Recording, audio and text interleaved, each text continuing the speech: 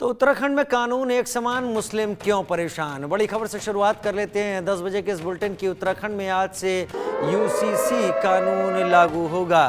CM Pushkar Singh Dhami आज ऐलान करेंगे। पुष्कर धामी यूसीसी पोर्टल भी लॉन्च करेंगे। यूसीसी का वेब पोर्टल और नियमावली जारी होगी। दोपहर 12:30 बजे धामी पोर्टल का लोकार्पण करेंगे। यूसीसी यूनिफॉर्म सिविल कोड लागू करने वाला पहला राज्य बनेगा उत्तराखंड। उत्तराखंड में हलाला और इद्दत पूरी तरह से बैन हो जाएगा। हर धर्म, जाति, संप्रदाय के लिए एक समान कानून होगा। संविधान निर्माताओं ने जो सोचा था, जो देखा था, जो जाना था, जो समझा था, जहां पर किसी भी धर्म को इतनी छूट नहीं होगी कि वो देश के संविधान और कानून से ज्यादा आगे बढ़कर अपनी बात रख सके, उसको साकार करने की दिशा में एक कदम बढ़ा रहे हैं ये उत्तराखंड सरकार कि सभी के लिए एक समान कानून अब उत्तराखंड में आज से अस्तित्व में आ जाएगा। चाहे आप किसी भी धर्म, किसी भी जाति से हो, पूजा पद्धति आपका अपना अलग अधिकार है, लेकिन बाकी सारे नियम कानून सबके लिए एक बराबर होंगे। कोई भी इसमें अपना हक, राइट कह के अपनी कोई बात मनवा नहीं सकता, रखवा नहीं सकता। कम से कम उत्तराखंड में ये कानून चलेगा।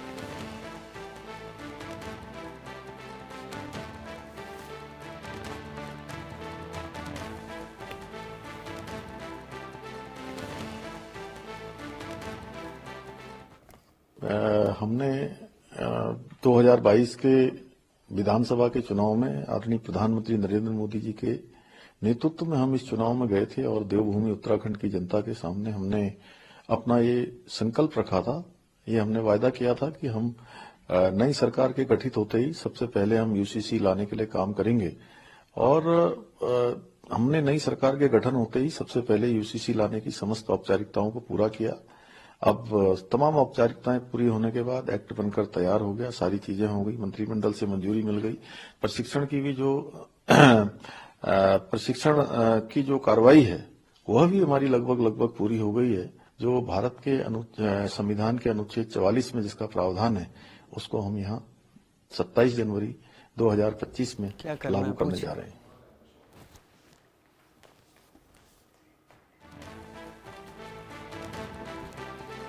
तो उत्तराखंड में आज से यूसीसी कानून लागू होगा। उत्तराखंड में कई बदलाव आने वाले हैं और उत्तराखंड कई चीज़ों को सामने देखने वाला है। आज दोपहर 12:30 बजे जब से पोर्टल को लॉन्च कर दिया जाएगा, तो उत्तराखंड में यूनिफॉर्म सिविल कोड बदलाव क्या होंगे वो हम आपको बता देते हैं। हम आपको ये बता रहे हैं कि उत्तराखंड में यूसीसी आज से लागू होने वाला है। बदलाव क्या होंगे ये भी आपको बता देते हैं। उत्तराखंड में यूसीसी में क्या बदलाव होंगे? जी हाँ, इस तरफ आप पुष्कर सिंह धामी को देख पा रहे हैं। इधर से आके मैं आपको दिखाता हूं। हर जाति धर्म के लिए तलाक का समान कानून होगा। कोई तलाक का अपना कानून नहीं रख सकता। बहुविवाह पर रोक लगा दी जाएगी, यानी आप एक से ज्यादा विवाह नहीं कर सकते। सभी धर्मों में लड़कियों की शादी की उम्र एक समान होगी। जो शादी की उम्र तय की गई है वही होगी। बच्चों को, दूसरे धर्म के बच्चे को गोद नहीं लिया जा सकेगा। आप किसी भी दूसरे धर्म के बच्चे को गोद नहीं ले सकते। हलाला जैसी प्रथा भी बंद हो जाएगी, जिसके चलते मुस्लिम समाज की युवतियां सबसे ज्यादा परेशान हैं। उत्तराधिकार में लड़कियों को लड़कों के बराबर हिस्सेदारी दी जाएगी। कोई ये नहीं कह सकता कि लड़की का हिस्सा कम, लड़के का ज्यादा। लिव इन रिलेशनशिप का रजिस्ट्रेशन अब जरूरी होगा। 18 से 21 साल के कपल के लिए रजिस्ट्रेशन के समय लिव इन में होने वाले बच्चे को शादीशुदा जोड़े के बच्चे जैसा, खैर अनुसूचित जनजाति पर यूसीसी लागू नहीं होगा। ट्रांसजेंडर और धार्मिक मामलों में कोई बदलाव नहीं होगा। सशस्त्र बलों के लिए भी विशेष व्यवस्था इस दौरान रहेगी।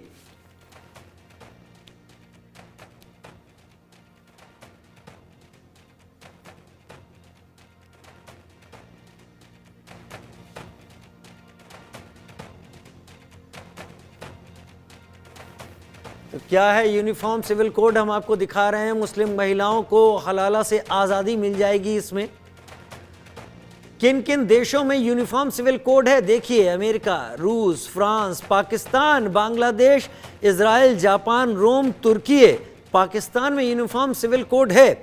ये बड़ी बात यहाँ पर इसलिए है कि पाकिस्तान में जो चीज़ें नज़र आती हैं, वहाँ पर हिंदू बच्चियाँ अगवा होती हैं और बाद में वो इस्लाम कबूल करती दिखाई पड़ती हैं, और वो भी नाबालिग। तो ये अजीब सा पाकिस्तान का यूसीसी है। खैर, अमेरिका, रूस, फ्रांस, बांग्लादेश, इजराइल, तुर्की, रोम, जापान, 3 तो देश ऐसे हैं यहाँ पर जो कि इस्लामिक कंट्रीज हैं, पाकिस्तान, बांग्लादेश और तुर्की, और यहाँ पर यूसीसी लागू है।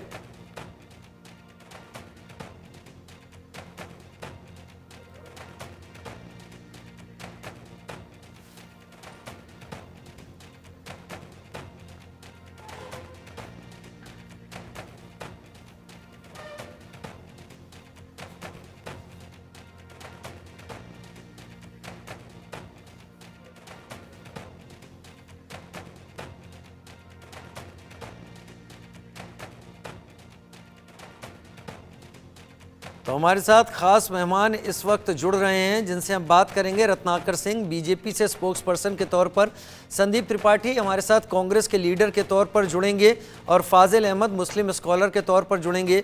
रत्नाकर सिंह, सबसे पहले मैं आपका रुख कर लेता हूं। देश में जो सोच पनपी थी जब देश आज़ाद हुआ था, तब यही थी कि इस देश में रहने वाला हर कोई जो भी है वो एक समान कानून के दायरे में रहेगा, यानी उनके सारे कानून एक जैसे होंगे। पूजा पाठ, धार्मिक पद्धति भले ही अलग हो सकती हैं, लेकिन बाकी सब एक। क्या उत्तराखंड इसी दिशा में कदम बढ़ाता आपको दिख रहा है? और क्या उत्तराखंड के बाद ये कदम और भी सरकारें उठाती हुई दिखेंगी? मेरी आवाज मिल रही है आपको? जी जी बिल्कुल, आपने एकदम सही कहा है कि आज़ादी के बाद जब संविधान सभा का गठन हुआ था, उस संविधान सभा में गहन चर्चा हुआ था, और इस चर्चा में निर्णय लिया गया था कि जब भी जो भी आगामी सरकार बनेगी, उस सरकार में यूसीसी को जो है लाया जाएगा। ये वहाँ पे निर्णय लिया गया था संविधान सभा में।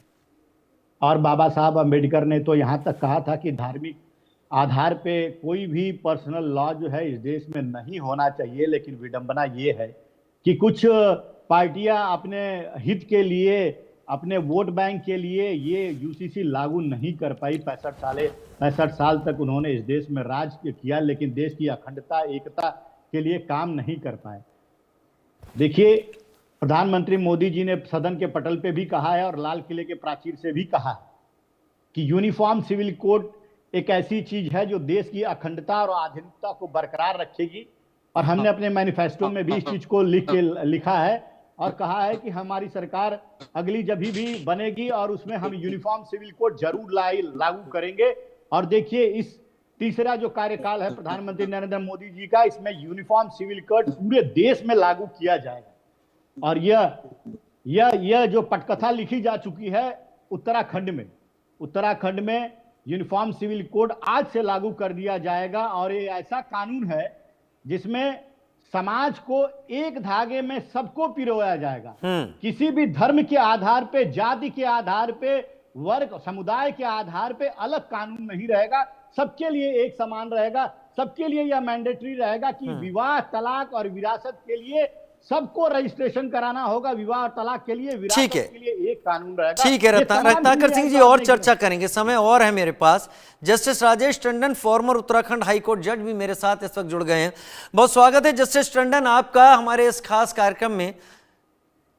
चलिए, जस्टिस टंडन के साथ तकनीकी संपर्क के चलते हम बात इस वक्त नहीं कर पाए हैं, लेकिन हम आगे चर्चा तो करेंगे। तो संदीप त्रिपाठी भी मेरे साथ कांग्रेस के लीडर के तौर पर इस वक्त जुड़ गए हैं। संदीप भाई, उत्तराखंड सरकार की कोशिश, एक समान कानून, यूनिफॉर्म सिविल कोड, वो सोच जो हमारे संविधान निर्माताओं ने अपने दिमाग में रखी थी, लेकिन शायद अब जाकर हो पा रही है। कांग्रेस पार्टी इसको किस तरीके से ले रही है? क्या आप भी इस पहल का स्वागत करते हैं और क्या आपको लगता है ये आगे बाकी राज्य सरकारें भी अपनाएंगी? मनोज जी, उत्तराखंड का निर्माण अटल बिहारी वाजपेयी जी ने किया था और सोच के साथ किया था कि उत्तराखंड पूरे देश में जो है हर क्षेत्र में नंबर 1 होगा। दुर्भाग्य यह है कि सर्वाधिक उत्तराखंड में भारतीय जनता पार्टी शासन करने के बाद भी आज भी उत्तराखंड की हालत जस की तस बनी हुई है। डाइवर्ट करने के लिए यूसीसी जैसे कानून लाकर वो बहकाने का काम करते हैं। मैं सिर्फ रत्नाकर भाई से इतना जानना चाहता हूं कि यूसीसी से हिंदुओं का भला क्या क्या फायदा होगा हिंदुओं को। अभी आपने कहा कि इससे देश की अखंडता बनी रहेगी, वो कैसे भैया, जरा ये भी बता दीजिएगा कि किसी के पर्सनल कानून से, किसी के शादी विवाह के कानून से कौन सी अखंडता आ जाती है। रही बात देश के संविधान सभा के सदस्यों की जो है अपेक्षा और सोच की, तो उस समय के देश काल परिस्थितियां ऐसी थी और उस समय ये कहा गया कि यूसीसी अलग अलग राज्य जब चाहे लागू कर सकते हैं। तो भैया इसके पहले भी उत्तर प्रदेश में तो आपके लगभग हमारे हिसाब से 20 वर्ष से ज्यादा का शासन हो चुका ज्यादा, तो अब तक क्यों नहीं लागू कर दिया उत्तर प्रदेश में? महाराष्ट्र में क्यों? आज 16 राज्यों में आपकी सरकार है, भैया लागू कर देते। 10 साल तो यहाँ पर केंद्र में हो गया। लेकिन आपको करनी है विशुद्ध नौटंकी, राजनीतिक ड्रामेबाजी, देश को मुद्दे से भटकाना है। किस तरीके से आज देश जो है महंगाई से त्रस्त है, बेरोजगारी में स्थिति यह है कि 45 वर्ष में सर्वाधिक आज बेरोजगारी है। जो है आपने जो वादे किए थे उस पर कोई काम अब तक नहीं कर पाए। वो बुलेट ट्रेन गायब हो गई, स्मार्ट सिटी गायब हो गई, आपके जो भी कमिटमेंट आपने किया था 2025 तक किसानों की आमदनी दुगना करने की बात, इन सब मुद्दों पे बात ना हो। इस वजह से आप कभी आए जाएंगे, कभी बाएं जाएंगे, कभी दाएं जाएंगे, मुद्दे की बात नहीं करेंगे। आप ये कहते हो कि यूसीसी से मुस्लिमों का भला होगा। आप तो कहते हो कि भैया मुस्लिम 2 दर्जे का नागरिक है। हम तो जो आपके कट्टर समर्थक, वो ब्लाइंड सपोर्टर कहते हैं कि इसको इस देश में रहना ही नहीं चाहिए। तो उनके भले की चिंता आपको क्यों है भाई? इतना आपको काहे मोहब्बत है? और अगर इतनी मोहब्बत है तो फिर ड्रामेबाजी काहे लिए हिंदू मुस्लिम की करते हो? इतना भला चाहते हो, एक तरफ इतना उनका भला कर रहे हो, मतलब मुस्लिम महिलाओं को इतना अधिकार भी दे रहे हो। लेकिन वाह भाई वाह वाह वाह, क्या बात है। मतलब मूर्ख बनाना बंद करिए और देश के मुद्दों पर बात करिए। धामी जी को मैं सिर्फ इतना कहूंगा कि उत्तराखंड समृद्ध राज्य है, जो है प्राकृतिक संसाधनों से, वहां पर सब कुछ है जो कि एक राज्य को बढ़ाने के लिए चाहिए। आप प्रदेश बढ़ाइए, उसके लिए काम करिए। ये यूसीसी पीयूसीसी 12% वहां पर मुस्लिम है, 12% के लिए आप जो है काम करके और पूरे जो है 88% जो और लोग हैं उनकी जो उपेक्षा काहे लिए कर रहे हो और उनको सिर्फ डाइवर्ट कर रहे हो कि हम जो ऐसा कानून ला दिए अब मुस्लिम 2 विवाह नहीं कर सकते। अरे भैया आपको करना है तो उसके लिए कानून बनाइए, 2 की शौक है 3 रखिए। लेकिन अगर किसी के यहाँ है तो आप उसके लिए काहे लिए परेशान हो? मतलब वही एक बड़ी साइकोलॉजी, राजीव जी, एक ह्यूमन साइकोलॉजी है कि कोई व्यक्ति दूसरे की खुशी देखकर परेशान हो जाता है। तो भारतीय जनता पार्टी इसका बाखूबी इस्तेमाल करती है कि कोई कैसे खुश है उससे आप। चलिए फिलहाल अभी 12:30 बजे तो आज ये चीजें लॉन्च होने वाली हैं। एक बड़ी चर्चा भी इस पर हुई और चर्चा इस पर हुई तो अभी मैं फिलहाल जस्टिस राजेश टंडन से भी बात कर लेता हूं। फॉर्मर जस्टिस हैं उत्तराखंड। उसके बाद फाजिल अहमद भाई भी मेरा इंतजार कर रहे हैं। जस्टिस राजेश टंडन, यूसीसी का इम्प्लीमेंटेशन उत्तराखंड में होने की वो डेडलाइन अब नज़दीक है, कुछ घंटे ही बचे हैं, 1.5-2 घंटे का समय बचा है जब आधिकारिक रूप से मुख्यमंत्री इसकी शुरुआत कर देंगे। चर्चाएं लंबी इस पर चली थी, किस तरीके से आप लेते हैं, क्योंकि एक बड़ी प्रक्रिया का हिस्सा रही हैं सारी चीजें।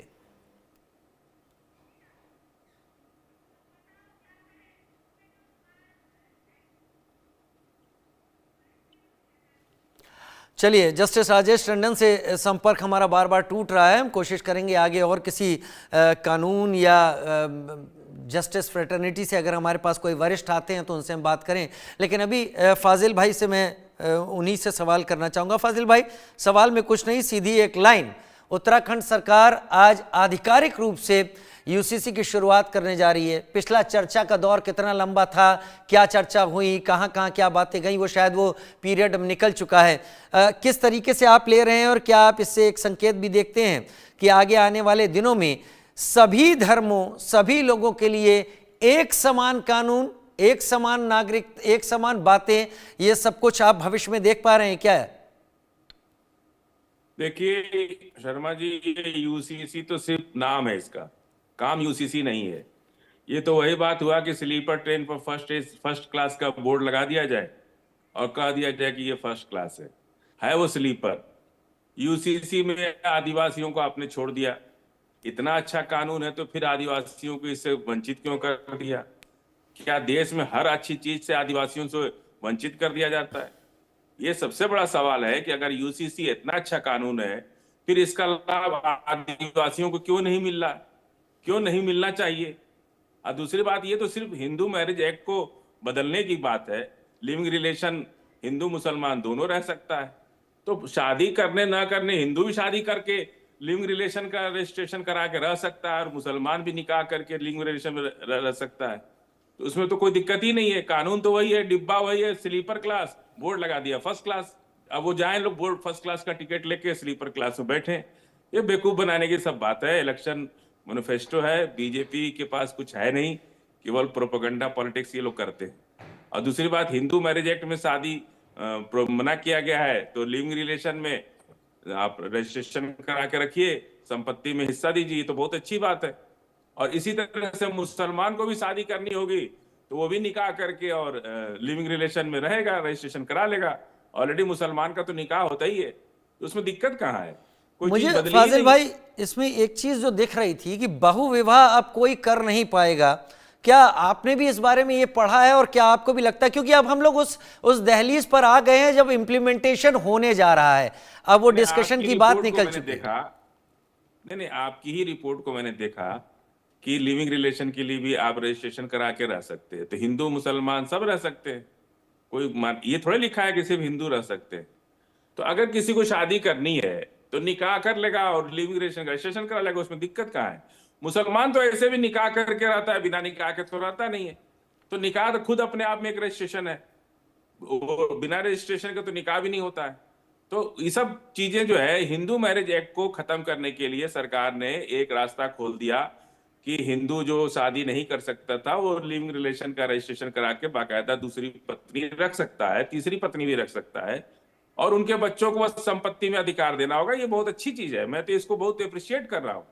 बल्कि ये पूरे देश स्तर पर लागू हो जाना चाहिए कि हिंदू समाज के लोग जो बहु विवाह करना चाहते हैं, या कोई धार्मिक पाबंदी तो है नहीं हिंदू में।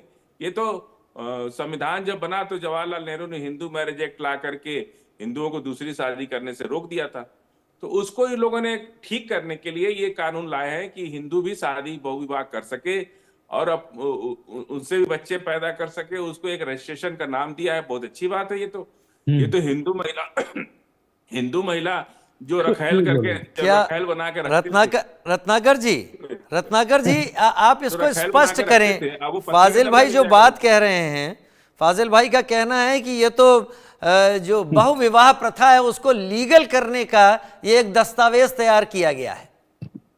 मैं गुजारिश करूंगा फाजिल भाई से कि जरा यूनिफॉर्म सिविल कोड जब 12:30 बजे पोर्टल पे आ जाएगा तो उसका गहन अध्ययन और बारीकी से अध्ययन करके और इस तरह का वक्तव्य रखे। रखैल वखैल शब्द का इस्तेमाल जो है हमारे धर्म में गाली की तरह होता है, और इस तरह के शब्द का इस्तेमाल न करें, और खास तौर से हिंदू धर्म के लिए, हिंदू भाइयों और बहनों के लिए, माताओं के लिए इस तरह का शब्द सबके लिए इस्तेमाल होता है। कोई नहीं ऐसा नहीं, हिंदू हमारे मुसलमान यहाँ गाली के रूप में देखा जाता है। अरे ठीक है, हाँ नहीं, आप समझिए, पहले हमारी संस्कृति को समझिए, पहले हमारी संस्कृति को हमारी समझिए, संस्कृति भी है, हमारी हम संस्कृति लोग को भी समझिए, रखैल और नहीं रखते, रखैल हम मत लोग बोलिए निकाह हमारी करके बहनों रखते और हैं। माताओं को। आपको माफी मांगना चाहिए चैनल पर इस तरह से हमारी भावनाओं के साथ हम आपको भी खिलवाड़ निकाह करके कर रखते रहे हैं, हैं इसीलिए आप तो लोग। कह रहे हैं ना, ये तो बहुत अच्छा किया भाई जी, सरकार इनको ने शांत कि करेंगे, उनको मैं अपनी बातों को हिंदू रखता हूँ। महिलाओं को सम्मान दे रहे हैं। जानकारी कुछ है नहीं अरे और हम बोलने तो कह चलते रहे, हैं। अरे फिर आप इनको गुस्सा शांत हो रहे कराइए, मैं अपनी बातों हैं। को हम तो रखता हूँ। अच्छी कह रहे हैं ना। राजीव जी, फाजिल भाई जरा सुन लीजिए, फाजिल भाई उनको अभी लीगल- मैंने उनको दिया है, लीगल जो है हस्बैंड मिल जाएगा। फाजिल भाई मेरी बात मानिए। ये शब्द जो गुस्सा आपने हो गया इस्तेमाल, ना। फाजिल भाई ये देखिए, फाजिल भाई डिबेट को मुझसे डिबेट की तरह एतराज रखैल की को बात बुरा नहीं शब्द है, इन्हीं से सीखा है हमने। लेकिन ये हमने शब्द कोई पाकिस्तान और बांग्लादेश से थोड़े ये लेके आए शब्द हैं। वाकई यही तो सुना है डेरोगेटरी मैंने। है। जहां तक महिलाओं के सम्मान की बात है जो आपने इस्तेमाल किया, मुझे लगा कि शायद आप अभी छूट जाएंगे, लेकिन आप उस शब्द पर बहस कर रहे हैं, तो मैं कहूंगा निहायत ही घटिया शब्द है जो आपने इस्तेमाल किया। लेकिन रत्नाकर जी आप अपनी बात रखिए, और फाजिल भाई अभी आप सुनिए वो क्या कह रहे हैं, उन पर दखल मत दीजिए। आपका वक्त था, मैंने आपको पूरा एक सवाल के साथ वक्त दिया। रत्नाकर जी काउंटर कीजिए। उन्होंने कहा है कि यह बहु विवाह प्रथा को लीगल करने का दस्तावेज है, उनके शब्दों का मैंने यही मतलब निकाला है।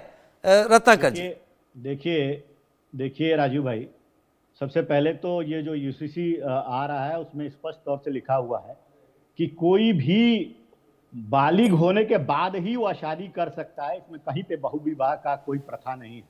आप अगर लड़कों की उम्र 21 वर्ष होगी तभी वह शादी कर सकता है, लड़कियों की उम्र 18 वर्ष की होगी तभी वह शादी कर सकता है। हमारे धर्म में या इनके धर्म में या किसी भी धर्म में ये समान रूप से सबके ऊपर लागू है। और यह किस किताब से पढ़ के आए कि बहुविवाह कर सकते हैं, ये इसको स्पष्टता है, मैं उस पर बोलूंगा नहीं। दूसरी चीज, समाज में जारी जो कुप्रथाएं हैं उसको खत्म करने के लिए यूसीसी लाया गया है। हलाला जैसे ये कुप्रथा को प्रतिबंधित करने के लिए यूसीसी लाया गया है। और देखिए, पति या पत्नी के जिंदा रहने के बाद वो पति अरे जिंदा हो या रत्नाकर पत्नी जी को जिंदा शायद हो, ये नहीं अरे पता इनको शांत कि कराइए 18 राजीव जी। साल से बीच में ऐसे कम उम्र बोलेंगे तो मैं आईपीसी डिबेट की नहीं कर धारा है पाऊंगा, ये। प्लीज। अगर इस तरह कोई से अगर ये 18 ये साल से डिबेट कम उम्र करेंगे, में शादी ये करता इस है तरह से डिबेट तो करेंगे कानूनन तो ये जुर्म है वो, नहीं हो उसमें पाएगा। जेल राजीव जाने जी, का म्यूट प्रावधान है, वो कराइए। क्रिमिनल म्यूट करा दीजिए, नहीं आवाज क्राइम है करा वो। दीजिए। कुछ आता पता नहीं है, आए बाय टाए बक रहे हो। 18 साल के पहले कौन शादी कर सकता है इस देश में? और हलाला 3 तलाक लेके आए थे, बैन हुआ कि नहीं बैन हुआ? आकर वही टेप रिकॉर्डर बचा रहे, कुछ पढ़ लिख कर आया करो।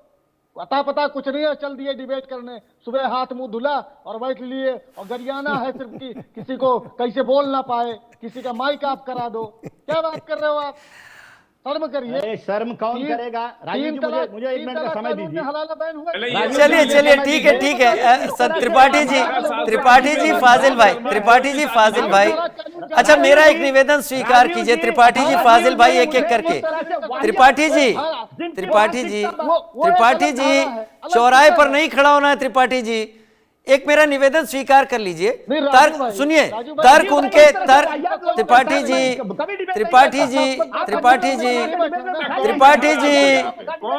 जी आप बोलते रहेंगे तो ऐसे ही चलता रहेगा। मेरा निवेदन स्वीकार कर लीजिए। ऑन एयर टाइम खराब हो रहा है सबका। त्रिपाठी जी नोट कर लीजिए क्या शब्द आपको तल्ख लग रहे हैं, और उस पर जब आप जवाब देंगे तो वो सुनेंगे, इतना मैं सुनिश्चित करूंगा। अभी उनको सुन लीजिए, इनकी बात खत्म होते ही आप दोनों के पास आता हूं। रत्नाकर जी कंप्लीट कीजिए। राजीव जी देखिए, अभी हमारे कांग्रेस के नेता कह रहे थे, और इनकी मानसिकता जो है साफ तौर से दिख रही थी। ये कह रहे थे कि 2 का शौक है तो 2 रखिए, नहीं तो 3 रख लीजिए। अपनी शौकों को, अपनी मानसिकता को पूरे देश में थोपने का काम किया इन लोगों ने।